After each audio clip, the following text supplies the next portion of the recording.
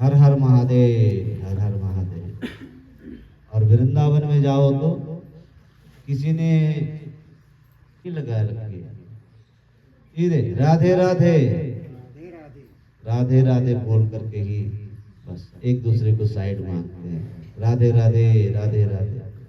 और वहां पर आम आदमी तो छोड़ो, स्वयं भगवान शंकर महादेव के दर्शन करके आना कभी, जो गोपेश्वर बन करके चूड़ियां, बिछियां, नथ, लहंगा, फरिया पहन करके, चुनरी का घूंघट लेकर के, पक्की छेन छबेली बन करके गोपी भाव में स्थित है भगवान शंकर। औरों की छोड़ो बात, भगवान शंकर ही जहां गोपी भाव में स्थित हैं, तो आम आदमी का क्या हाल होगा? तो सामान्य व्यक्ति का कहना ही क्या है। अब जब ये गोपी भाव सहज में उपजे, सहज माने सरलता से उपज जाए आपके मन में, तो पुरुष भाव है भंग, तो पुरुषत्व भाव जो है भंग हो जाता है। कब? बोले चढ़े जब भक्ति को रंग, जब भक्ति भाव में आप आ जाते हैं, तब ऐसा भाव स्वतः ही हृदय से निकलता है। बहुत सुंदर वृंदावन की महिमा गाई गई है, सब गोपी बन जाती है वहां। बोलो राधे राधे। तो श्रुति भगवती वेदों की जो ऋचाएं हैं, वेदों की जो आख्या है, वेदों की जो एक एक पंक्तियां हैं, उसमें ब्रह्म का निरूपण करते करते जब वो थक जाती है, बिचारी श्रुतियां नीति नीति कह करके मौन हो जाती है, जब लिखना कोई शेष नहीं रहता, तो हम उसे पूर्णतः नहीं बता सकते कि परमात्मा कैसे है, क्योंकि वो अनिर्वचनीय है। परमात्मा के बारे में ठीक ठीक कहना मुश्किल है, अनिर्वचनीय है, कोई नहीं बता सकता, वाणी से कहा नहीं जा सकता, केवल अनुभव किया जा सकता है। ऐसे महाराज बोले, देखो कोई गूंगा आदमी है और उस गूंगे को आपने बहुत मीठा गुड़ खिलाया और फिर उससे पूछा कि गुड़ कैसा था, तो हाव भाव से तो वो बता देगा बहुत मीठा था, ऐसे करेगा ना, बहुत मीठा, लेकिन बोल नहीं पा रहा है। तो ठीक इसी प्रकार से, जिस प्रकार गूंगे का गुड़ है, भगवान का जो प्राकट्य है, भगवान को जो लीला का वर्णन हम अपनी बुद्धि से जितना ज्यादा करेंगे कम पड़ेगा, क्योंकि ये गूंगे का गुड़ है। और जिसको एक बार परमात्मा के दिव्य दर्शन हो जाए, तो वो ठीक ढंग से बता नहीं सकता कि परमात्मा कितने हैं, कैसे हैं, सुंदर हैं, कैसे हैं। तो गूंगे का गुड़ बताया गया है। ऐसे ही जिसने उस तत्व का अनुभव कर लिया, उस रस का रसास्वादन कर लिया, तो इतने दिव्य आनंद में वो निमग्न हो जाता है कि वाणी में सामर्थ्य नहीं रहता कि वह बता पाए कि भगवान कैसे हैं। इतना आनंद आ रहा है, वो अनुभव गम्य है। अनुभव में तो आ सकते हैं, लेकिन वाणी में सामर्थ्य नहीं वो बता सकते। तो बिना वाणी के वर्णन उसको कहते हैं नीति। नीति जो बिना वाणी से जिसका वर्णन किया जाए। अब जैसे मान लीजिए किसी बेटी का विवाह हुआ है और गांव की है, शर्मीली है, शहर के तो थोड़ा सा ज्यादा ही होते हैं, लेकिन गांव के तो ग्रामीण अंचल की कोई कन्या है, सीधी सच्ची पुराने जमाने की समझ लो। तो शादी के बाद जब उसका पति उसको लेने आया दुरागमन के लिए, तो शादी में विवाह के समय पर उसकी कुछ सहेलियां वहां नहीं थी। उन सहेलियों ने उनसे कहा कि तेरा घरवाला कैसा है, हमें भी बताना, जब आएगा तुझे लेंगे। उसने कहा ठीक है, दुरागमन परसों आना, उन्होंने आ जाना आपके देखने। तो वो उसका जो घरवाला है वो अपने साथ 9 दोस्तों को लेके आए और 10 के 10 वो बरामदे में बैठे हैं। अब गांव की शर्मीली लड़कियां वो खिड़की से देख करके अपनी सहेली से पूछ रही, बता इन 10 में कौन है तेरा पति, तेरा घरवाला कौन है? तो वो शर्मा रही है, नहीं बता रही, इतनी शर्मीली है कि नहीं बता पा रही। जानती तो है। एक कह रही कि वो जो किनारे बैठा है टोपी पहने हुए वो है क्या? तो वो सिर हिला के ना करते। तो दूसरे को बोले वो जो बैठा है पैंट कोट वाला वो है क्या? बोले वो भी नहीं। ऐसा 3 4 5 6 7 8 9 जो वहां पर बैठे हैं उन 9 को उसने नकार दिया, ये नहीं है। तो अब पता अपने आप ही लग गया कि जो 10वां है वो उसका। तो ये केवल नीति नीति से ही पता लग जाता है। अब कभी कभी आप लोग भी बैठे हैं यहाँ पर तो इशारे किए होंगे आपने। अब कोई इशारा करे और समझ जाए तब तो अच्छी बात है। और आप कोई इशारा करे, मान लीजिए पति है और पत्नी है दोनों, तो वो आपस में कुछ इशारों में बात कर रहे हैं क्योंकि वहां पर बहुत लोग बैठे हैं तो बात नहीं कर सकते। तो इशारा करके अगर पति करे और पत्नी समझ जाए तो ठीक, या पत्नी करे और पति समझ जाए तो ठीक, और ना भी समझे तो भी ठीक। लेकिन इशारा अगर उल्टा ही समझ जाए तो गड़बड़ हो जाएगी ना। एक कन्या का ऐसे विवाह हुआ तो उसका पति उसको लेने आया, तो उसकी भी सहेलियों ने कहा, उसके से उन्होंने बहुत प्रशंसा करी, मेरा घरवाला ऐसा है। वो बेचारा गांव का सीधा साधा भोला भाला आदमी प्रशंसा कर रही, तो हमें भी बताना, उनको जब लेने आएंगे हम भी आएंगे तुझे देखने, उनको देखने के लिए। बोले जरूर आना। आए वो सहेलियां भी आई। अब भोजन की व्यवस्था उसने स्वयं संभाली। शहरी लड़की थी, शहर की, लड़का था गांव का भोला भाला सीधा। तो भोजन बनाया तो उसने बहुत छोटी छोटी पूरियां बनाई। पूरियां बनाई तो भोजन जब परोसा, अब इतनी छोटी छोटी पूरियां थी, उसने सोचा ये पूरी तो एक गिलास में पूरी नहीं है, तो एक एक पूरी उठाई और गिलास। अब वो जो सहेली आई है वो देख रही, बोले जीजा तो एक एक पूरी का एक एक गिलास बना रहा है। तो कुछ हंसने लगी, मुस्कुराने लगी, मजाक उड़ाने लगी। तो उसने सोचा ये तो मेरे घर वाले की मजाक उड़ा रहे हैं, ये मेरी तरफ देखें तो मैं कुछ इशारा करके इनको बोलूं। तो एक बार नजर पड़ी तो उसने झट से ऐसा किया, भाई उसको कहना चाहती थी कि एक पूरी के 2 टुकड़े करके खाओ। समझ रहे हो आप? लेकिन उसने समझा कि मेरी घरवाली कह रही है कि दूर से चल के आए हो पैदल, ऐसे से तो बहुत समय लगेगा, एक एक क्या खा रहे हो, 2 खाओ। अब वो सहेलियां पहले एक पूरी को जब वो सीधे खा रहा था तो वो हंस रही थी, मजाक उड़ा रही।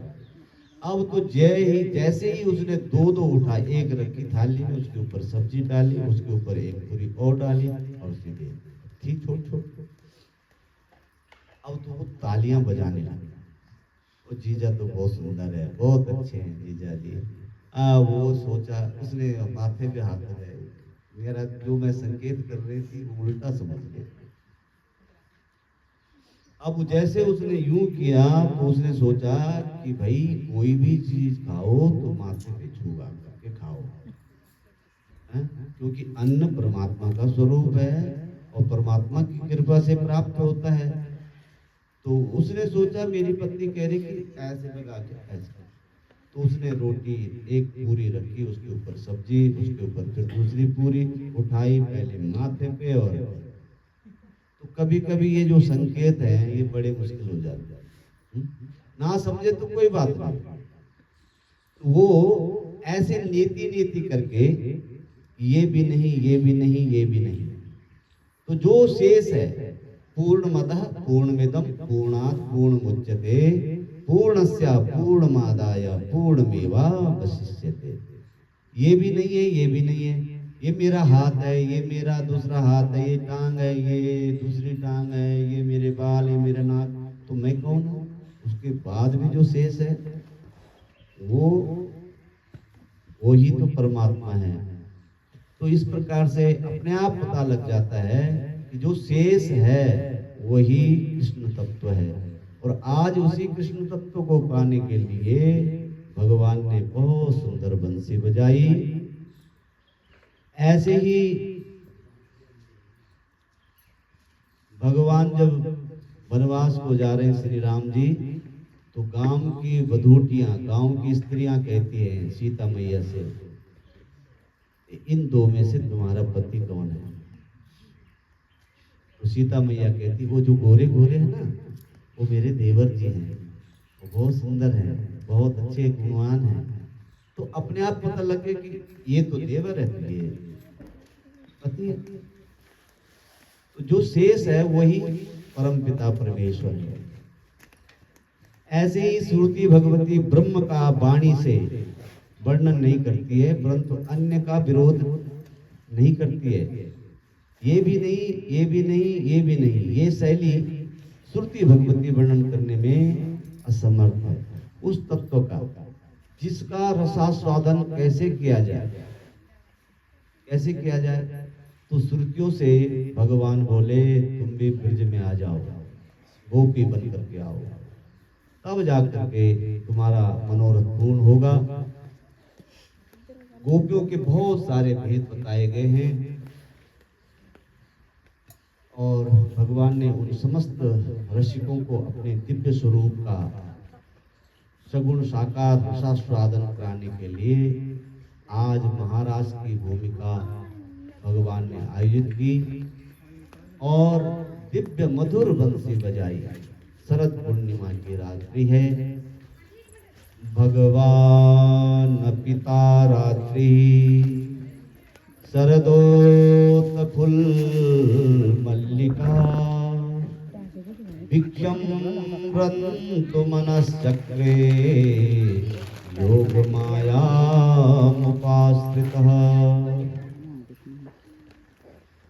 थोड़ा लाइन होती तो आपको भजन सुनाते, लेकिन थोड़ा भजनों का इंतजार करो, तब तक आप कथा का आनंद लीजिए। कन्हैया की बंसी 2 बार बजी विशेष रूप से, ऐसे तो वो रोज बजाते थे, लेकिन 2 बार खास करके बजी। तो गोपियों ने उस बंसी की महिमा गाई। शरद में बजी थी और वो बंसी सर्वभूत मनोहरम, उस बंसी के सब ने सुना। जो पहली बार बंसी बजी वो सबने सुनी, लेकिन आज जो बंसी बजी, सुखदेव जी कहते हैं इति वेणु रव राजनम सर्वभूत मनोहरम। पहले बार जो बंसी बजी वो सबने सुनी, सब अपने स्वभाव को भूल गए, विपरीत हो गए। और आज जो बंसी बजी तो केवल और केवल भगवान शंकर जिसको चाहते हैं महारास में आने के, बुलाने के लिए, क्योंकि भगवान ने वंशस्तु भगवान रुद्रः, तो ये बंसी है, ये स्वयं भगवान शंकर है। क्यों? और आदेश है कि भगवान भोले बाबा जिसको तुम बुलाओ, बुलाना चाहो, वही इस महारास में आएगा। तो आज की जो बंसी है सिर्फ उन्हीं के कानों में पड़ी जिनका भगवान पट खोल चुके हैं, पट उठा रखे, चीर हरण हो चुका है। तो जिनका चीर हरण भगवान ने कर लिया है उन्हीं के कान में पड़ी। एक गोपी जो कि सास के साथ बात कर रही थी अपनी माता जी के साथ, तो बहू के कान में तो पड़ी बंसी का नाद, उसको तो सुना ही पड़ी, लेकिन सास के कान में नहीं पड़ी, क्योंकि ये बंसी कोई साधारण बंसी नहीं है। ये बंसस्तु भगवान रुद्रः, भगवान भोलेनाथ बंसी बन करके सेवा कर रहे हैं। और भोले बाबा वैष्णवों के परम आचार्य हैं, इसलिए गोविंद इशारा कर रहे हैं, बाबा जो इस रास का अधिकार रखता है उसको अपना दिव्य स्वरूप कान तक पहुंचाओ उसके। तो भोलेनाथ वैष्णवों के परम आचार्य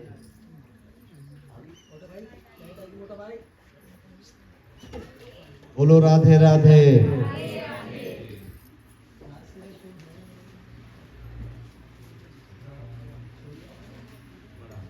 कृपा हो गई भगवान, क्योंकि आजकल सबको ये आदत पड़ी हुई है ना,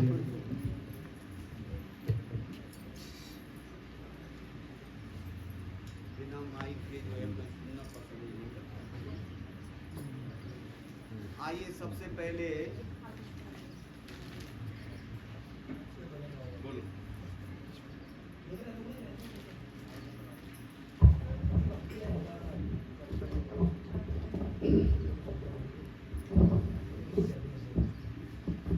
भाव से और प्रेम से सभी लोग मेरे मन में भी भगवान बस जाए। अरे मेरे मन में बस गयो श्याम लला, श्याम लला।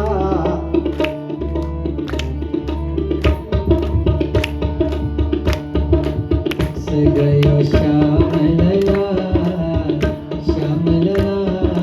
मेरो मन बस गयो श्याम लला, श्याम लला।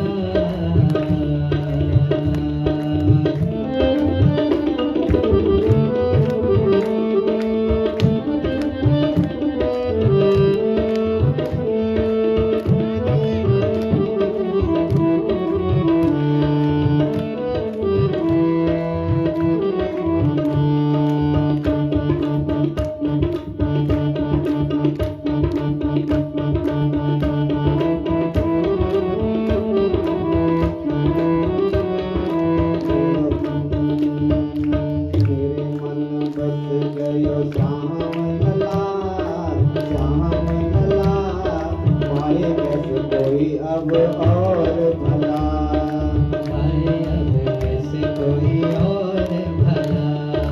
मेरे मन बस गयो श्याम लला, श्याम लला। पाए कैसे कोई अब और भला, पाए अब कैसे कोई और भला। मेरो मन बस गयो श्याम लला, श्याम लला। पाए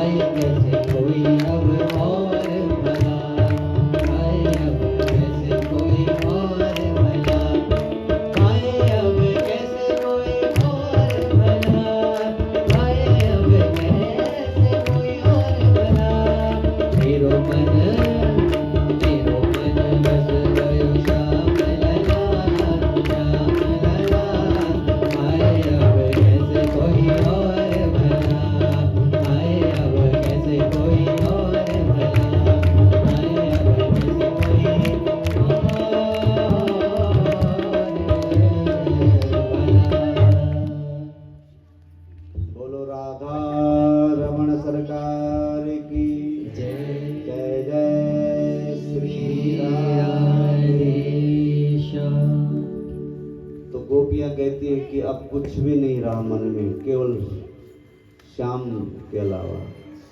इसलिए गोविंद आज उन्हीं को उस महारास में आमंत्रित कर रहे हैं। और भोलेनाथ वैष्णव के जो परम आचार्य हैं, महाराज के परम रसिक हैं, अधिकारी गोपियों के कान में ही वो ध्वनि पड़ी, बंसी का स्वर पड़ा और सुनते ही गोपियां दौड़ पड़ी।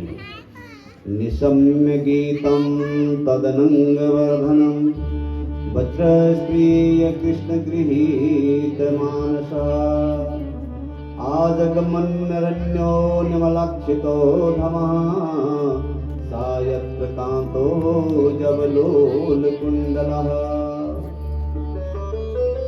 बंसी का नाद सुनते ही कृष्ण गृहीत मानसः, बंसी के स्वर से ही गोपियों का मन माधव ने चुरा लिया, खींच लिया अपनी ओर।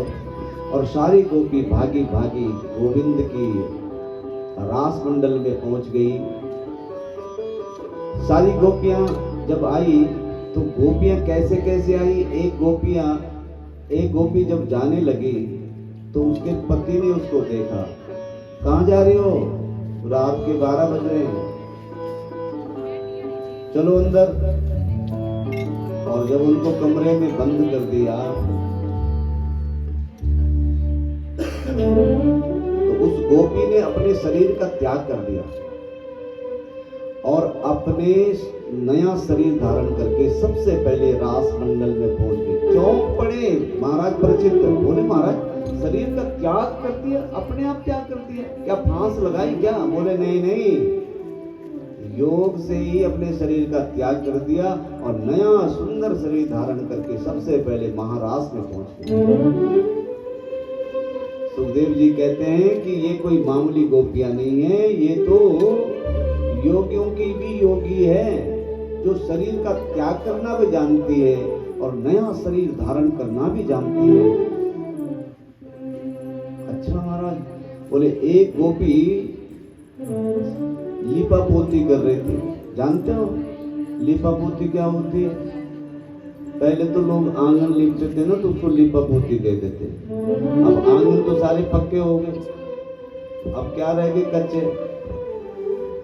बोले बस लीपा पोती, बस दिन भर लगे हुए, ये लीपा पोती नहीं तो और क्या। अब पहले तो बहुए, क्योंकि आंगन आज तीसरे चौथे दिन तो होती थी लिपाई पुताई, अब सारे पक्के हो गए, टाइल लग गए हैं दीवारों पे, देख ही रहे आप। तो उसके बदले क्या? बोले उसके बदले अपनी लिपा पोती हो रही थी। तो क्या कर रही थी कि गौ का दोहन कर रही थी, और जैसे ही नाद पड़ी तो बाल्टी वहीं छोड़ करके सीधे चल पड़ी। एक अंगराग लगा रही थी, तो जैसे लगाया तो ऐसा करना, उसको बराबर मलना भी भूल गए, सीधे वैसे जैसे लगाया वैसे। एक कानों में कुंडल डाल रही थी, एक कुंडल डाल लिया था और दूसरा सीधे यहाँ डाला नाक, और नथनी यहाँ डाल दी। अब कैसा श्रृंगार रहा हो, इतना भाव। लिंपन्त्यम प्रविजंतम नन्य अन्नम कांचलोचनम व्यत्यस्चा वस्त्रभरणम कंचित कृष्णांति। एक गोपी चल रही थी तो उसके पति ने उसको मना किया, तो वो गोपी एक भाव में वहीं पर रही पति के साथ में, और दूसरे स्वरूप बना करके वहां पहुंच गई। ऐसे दिव्य कोटि की वो गोपियां थी। तो सुखदेव जी बोलते हैं गोपियां कोई साधारण ग्वालिनियां ही थोड़ी नहीं है, ये तो वो रसिक संत हैं जो स्त्री वेश में आए हैं गोविंद के रस का आनंद लेने के लिए। और आज जिसके लिए शरीर धारण किया है वही आनंद हमसे वंचित रह जाए, ऐसा हो नहीं सकता। इसलिए हम आज वहां जाना जरूरी है। योगियों के तो अभ्यास होता है, जो योगी पुरुष होते हैं, महात्मा होते हैं उच्च कोटि के, वो तो उनको अभ्यास होता है अपने वायु को रोकना, महीने तक श्वास ही ना ले। तो तो सुखदेव जी कहते हैं परिचित भगवान का स्वभाव है कि जब व्यक्ति संसार छोड़ के भगवान के पास आता है तो भगवान निरीक्षण और परीक्षण करते हैं, और जब वो निरीक्षण परीक्षण में ठीक उतर जाते हैं, पास हो जाते हैं, तभी जाकर के उनके साथ में वो महाराज की लीला रचाते हैं। तो पहले भगवान ने उन गोपियों का स्वागत किया। स्वागतम वो महाभागा प्रिय किं करवारिणी वा वज्रस्यानामयं कश्चित् व्रतागमनं कारणम। हे देवियों, तुम इस रात्रि के समय पर इस जंगल में क्यों आई हो? अब गोपियों ने जब ये बात सुनी तो कहते एक तरफ से तो हमें बुलाते हैं और वो फिर पूछते हैं कि किम कारणम आगमनम, क्यों आई हो तुम? तो गोपियां चुप हो जाती हैं और सुनती रहती हैं। वृता आगमनम कारणम, अरे आने का कारण तो बताओ, कैसे आना हुआ? तुम सबकी घर में सब ठीक ठाक तो हैं? गांव में कोई घटना तो नहीं घट गई जिसकी वजह से तुम यहाँ आई हो? तो गोपी सिर हिलाती है, नहीं ऐसा कुछ भी नहीं है।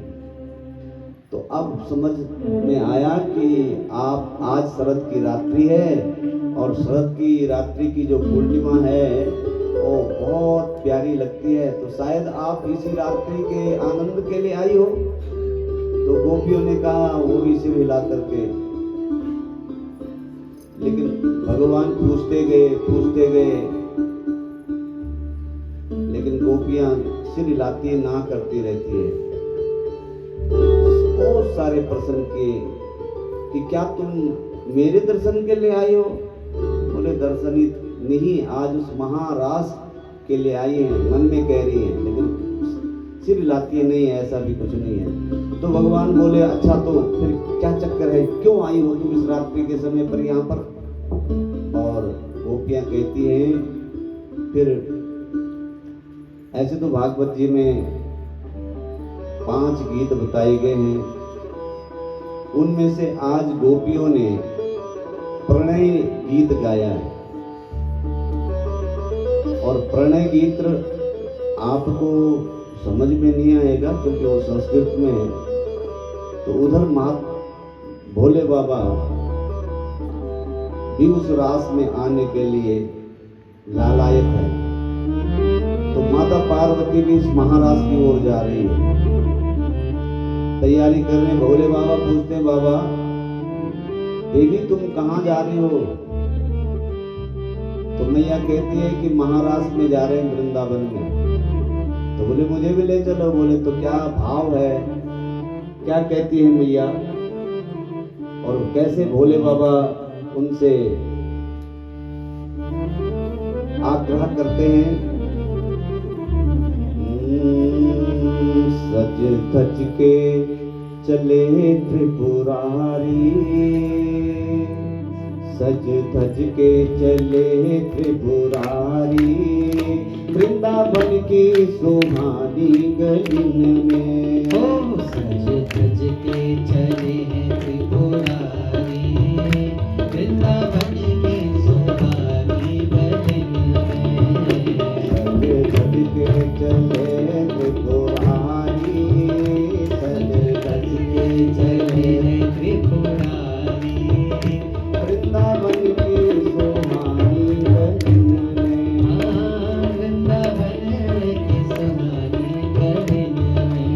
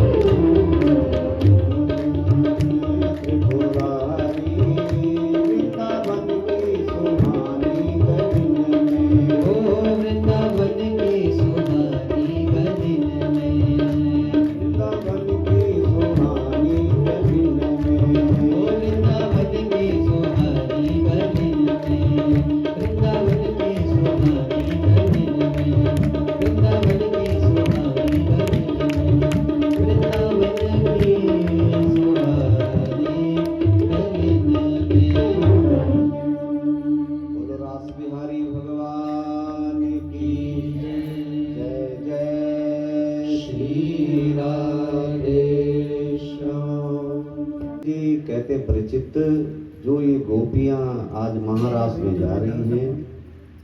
इन्होंने बहुत बड़ी भक्ति कर रखी है और भक्ति का निरूपण करते हैं कि मरकट भक्ति, विडाल भक्ति और श्वान भक्ति बताते हैं। मरकट भक्ति का मतलब होता है कि थोड़ी परेशानी आई और चल पड़े बाबा के मठ पर, घर में पड़ी हुई खटपट चले बाबा के मठ पर। बाबा ने काटी चोटी, ले बेटा अब मांग कर खा रोटी। तो ये मरकट भक्ति है, कभी इस डाल पे कभी उस डाल पे, बंदरों वाली भक्ति। एक बताइए बिडाल भक्ति। बिडाल बिल्ली की जैसे, उन्हीं दांतों से वो बिल्ली बड़े बड़े चूहों, मूसे, सांप उनको काट खाती है और जब उन्हीं दांतों से अपने बच्चों को उठा करके इधर उधर भी ले जाती है।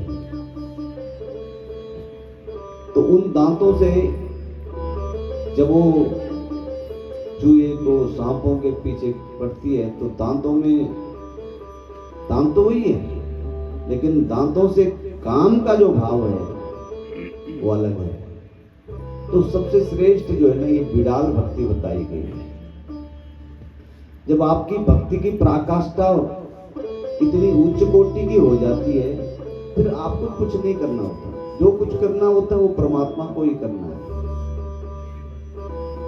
एक श्वान भक्ति है, कुत्ते को रोटी डालो, एक बार किसी कुत्ते को रोटी डालो, एक बार, तो वो कुत्ता आपको 3 साल तक भूलेगा नहीं।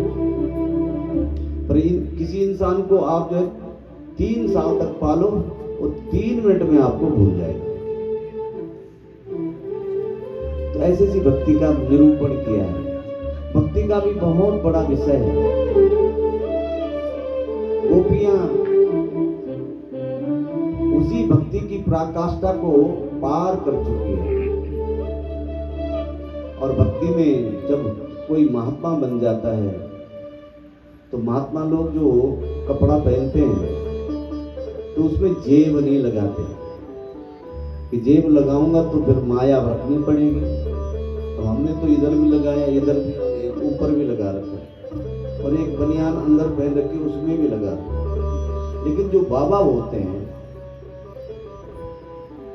वो बिना जेब का वस्त्र पहनते हैं। क्यों पहन? हमें मोह माया से लेना नहीं। मां मने नहीं या मने जो है नहीं उसको क्यों सम्मानना। जो संसार दिख रहा है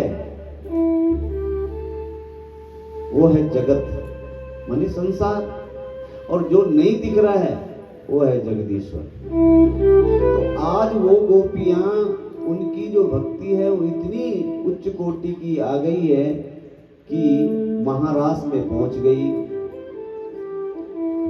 और वृंदावन में जब भगवान उनको छेड़ते हैं गोपियों को, तो गोपियां कहती है कि अंदर से तो बड़ी खुश होती है लेकिन सांसारिक लोग लज्जा को के कारण भगवान से कहती है, ए कन्हैया, मुंचालम चंचल पश्यम लोकम बालसी ना लोकेश कलंकम गोपाल गोपालः न पंडितोस्मि भवत्स्मि जानासि विलासनीशा। अरे तुझे तो लोक मर्यादा की चिंता नहीं है लेकिन हम तो लोक मर्यादा में हैं। कहाँ तू मेरा कपड़ा खींच रहा है, कहाँ मेरा चुनरी खींच रहा है, कहाँ मेरा पल्लू खींच रहा है। तो भगवान छोड़ देते हैं और जैसे ही पल्लू छोड़ देते हैं तो गोपी बाहर से तो खुश होती है लेकिन अंदर से बहुत दुखी होती। किसने पकड़ा था पल्लू आज पहली बार और इसने छोड़ दिया लोक लज्जा के कारण। तो पहले भगवान अनुकूल थे तो गोपी प्रतिकूल थी, लेकिन आज गोपी प्रतिकूल है तो गोपी अनुकूल हुई तो भगवान प्रतिकूल हो रही है। तो गोपी कहती है कन्हैया तू हमारे से इतने सवाल पूछ रहा है, इतने प्रश्न पूछ रहा है, क्यों आई हो, कैसी आई हो, तुम्हें ऐसा नहीं आना चाहिए था, संसार की लोक लज्जा रखना था। तो जब तू हमारा पल्लू खींचता था तो तू तब संसार का ख्याल रखता था। आज तेरे मुंह से जिसका सब कुछ मधुर ही मधुर है, आज तेरे मुंह से ये कड़े करेले क्यों निकल रहे हैं? गीत गाती है, मधुराष्टक गाती है। अधरम मधुरम वदनम मधुरम नयनम मधुरम हसितम मधुरम अधरम मधुरम वदनम मधुरम वदनम मधुरम हसितम मधुरम हृदयं मधुरं गमनं मधुरं मधुराधिपतेरखिलं मधुरम्। ओ मधुराधिपतेरखिलं मधुरम्। वचनं मधुरं चरितं मधुरं वसनं मधुरं बलितं मधुरम्। वचनं मधुरं चरितं मधुरं वसनं मधुरं वलितं मधुरम्। चलितं मधुरं भर्वितं मधुरं मधुराधिपतेरखिलं मधुरम्। ओ मधुराधिपतेरखिलं मधुरम्। वेणुर्मधुरो वेणुर्मधुरा पाणिर्मधुरा पादो मधुरो। वेणुर्मधुरो रेणुर्मधुरो पाणिर्मधुरा पादौ मधुरौ। गीतं मधुरं गीतं मधुरं मधुराधिपतेरखिलं मधुरम्। ओ मधुराधिपतेरखिलं मधुरम्। मधुराधिपतेरखिलं मधुरम्। ओ मधुराधिपतेरखिलं मधुरम्। हे कन्हैया, जिसका सब कुछ मधुर है, आज उस माधुर्य मूर्ति माधव के मुख से ये कड़वा करेला कैसे कटु वचन निकल रहे हैं? ये वचन आपको शोभा नहीं देते कन्हैया। नैनम, ऐसा मत बोलो या चुप रहो। भक्ता भजम, हम आपके भक्त हैं, हमें स्वीकार करो। संस्कृत में भात को भी भक्त कहा गया है, और भात पकाना जितना माताओं को आता है उतना तो शायद ही किसी को आए। तो जैसे भात बनता है ऐसे ही भक्त बनता है। अब कैसे भात बनता है? आप तो रोज बनाते हैं। ये नहीं कि आपको जानकारी नहीं है, मैं आपको कोई नई जानकारी नहीं दे रहा हूं, आप जानते हैं। भात चावल है मूल में, पर उससे पहले क्या है? वो चावल से पहले क्या था? धान। और धान को चावल बनाना है तो क्या करते हैं? अब तो छोड़ो चक्की है, पहले क्या करते थे? तो कितना कूटना है उस चावल को, उस धान को कितना कूटना है? सिर्फ इतना कूटना है कि उसका छिलका निकल जाए। अगर आपने ज्यादा कुटाई कर दी तो क्या बन जाएगा? आटा, यानी कि कड़ियां बन जाएगा। फिर वो चावल नहीं रहेगा, वो अक्षित नहीं रहेगा। अब पूजा में कौन लगता है?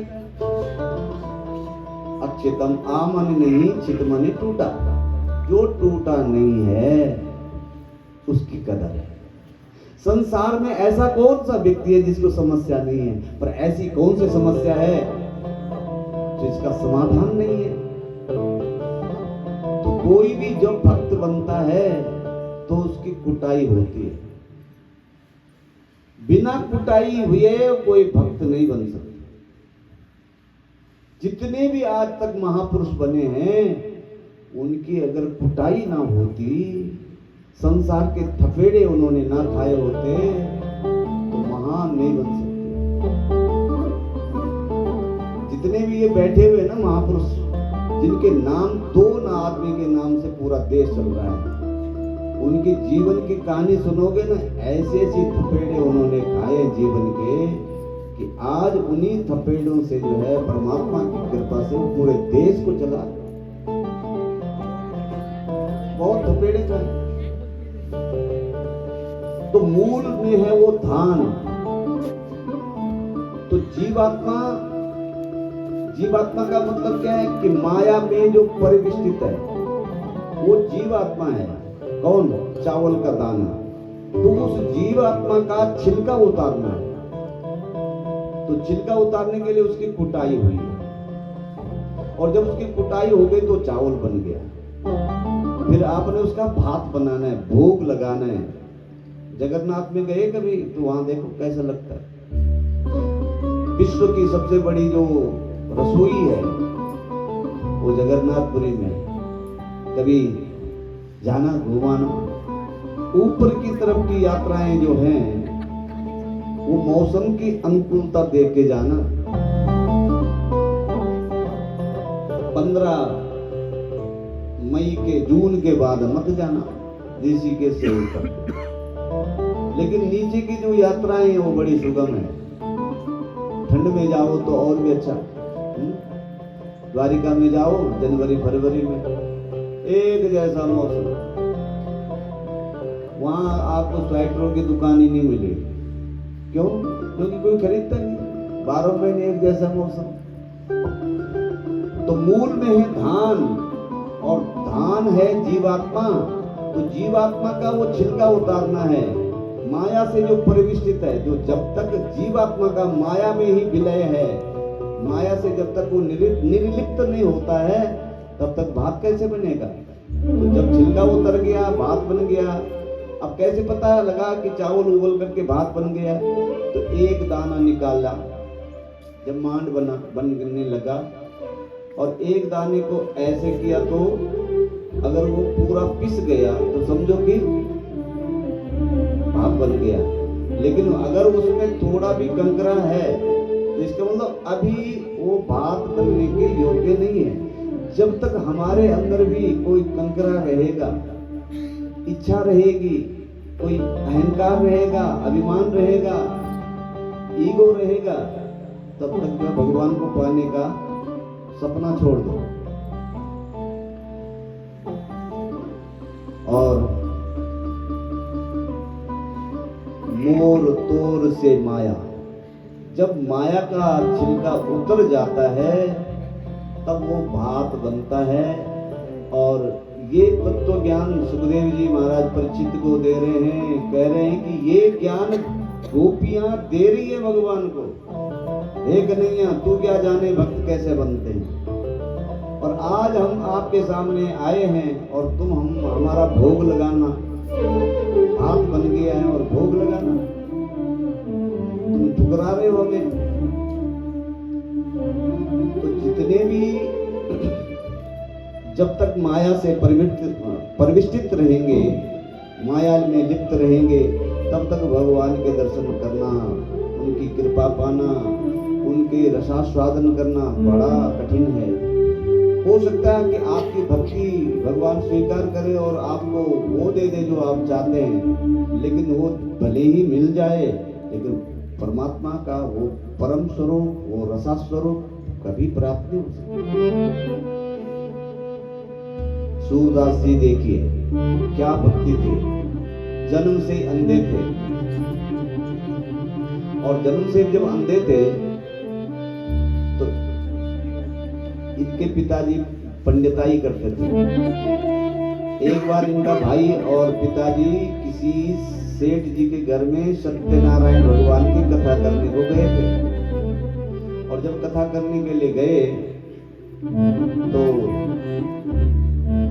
सेठ जी ने उनको 2 असरपियां दी। 2 असरपियां घर ला करके एक कपड़े में लपेट करके झुग्गी झोपड़ी थी वहां रखी, और चूहा आया और चूहे ने वो गठरी ले गई अपने बिल में। जब जरूरत पड़ने पर उन्होंने उसको ढूंढा तो नहीं मिली, तो सारा दोष सूरदास के ऊपर डाल दिया। तू अंधा पैदा हुआ हमारे घर में, तू अभागा पैदा हुआ, यही हमारे घर में पैदा होना था तुमने। बहुत बुरे कटु वचन बोले।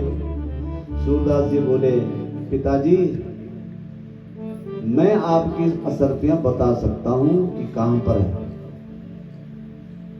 बोले बता। बोले उससे पहले एक शर्त है। क्या? आप मुझे दूर ले जाकर के कहीं छोड़ा। दूर? बोले कल क्या? आज ही तेरे को छोड़ देंगे, पता तू कहां असरपियां। बोले पिताजी जहां पर तुमने रखी थी वहां से 20 कदम उत्तर दिशा की ओर चलो, एक चूहे का बिल होगा और उसको 3 फुट खोद करके वो आपके असर पे मिल जाए। और वैसे किया उन्होंने और मिल गए। अब जिसको छोड़ने की बात कर रहे थे उसके बारे में सोच रहे हैं कि ये तो बड़ा ज्योतिषी है। अरे हम आंख वाले होते हुए भी असरपी को नहीं ढूंढ पाए, और ये अंधा होते हुए भी इसने बता दी और सचमुच उसी जगह पे मिले। अरे इससे तो हम बड़े बड़े साधन संपन्न कर सकते हैं। कोई आएगा हमारे पास गुम चीजों के लिए सवा प्रश्न लगाने के लिए, इससे पूछेंगे वो बताएगा खट से, तो लोग जो है हमको अच्छा अन्न धन देंगे। नहीं नहीं बेटा तू अंधा है, कहाँ तुझे को छोड़े। बोले पिताजी बोला है ना आपने तो छोड़ो, आपने वचन दिया था मुझे। बोले नहीं बेटा तुझे कौन खिलाएगा। तो ये सारा संसार मतलब का है। जब तक कोई चीज मतलब की है तब तक उसके रखो, जब मतलब खत्म तो सूरदास जी को जब लगा कि अब इस घर में रहना ठीक नहीं, तो अपने आप ही चल पड़े, अपने आप ही, और फिर लौट करके वापिस नहीं आए। और आज सूरदास जी की लिखी हुई पुस्तकों पर लोग क्या कर रहे हैं? रिसर्च कर रहे हैं, पीएचडी कर रहे हैं। किसकी लिखी हुई पुस्तकों पे? एक अंधे की। सकल गुण निधानम ब्रह्म कुलाधीशम। ऐसा ब्राह्मण था सूरदास कि भगवान की कृपा को पा गया। और लिखते हैं कि जब मैं था तब हरि नहीं, अब हरि है मैं नाय। प्रेम गली अति सांगरी, या मैं न समाय। जब तक हमारा मैंपन नहीं गया, मैं कर रहा हूं, तब तक भगवान की कृपा होने वाली नहीं है। भक्त की पहचान है कि जितना उच्च कोटि का भक्त होगा उसके स्वभाव में उतनी विनम्रता आएगी, उतनी सरल होगा उसका स्वभाव। और जितना वो कोई उटपटांग होगा उतना उसका स्वभाव, सबसे पहले स्वभाव से ही आदमी जाना जाता है।